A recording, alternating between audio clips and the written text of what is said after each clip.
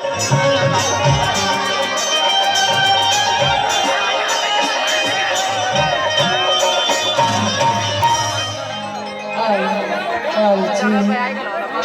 जय माता दी हाल हाल। और आई सबसे पहले बात में वालों जितना ही लोग बनी हम आदित्य राज वालों के हाथ जोड़ के प्रणाम करते हैं और दिल से नमस्कार कर सकते हैं। अरे बहुत सुंदर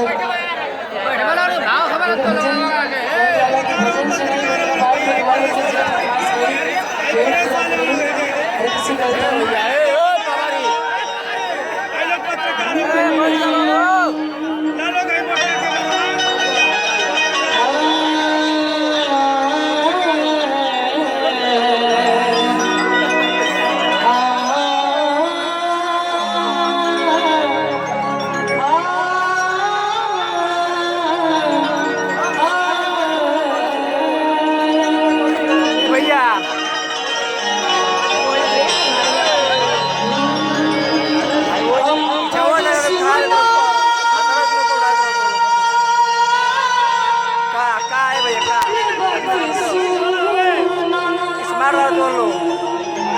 सुनाई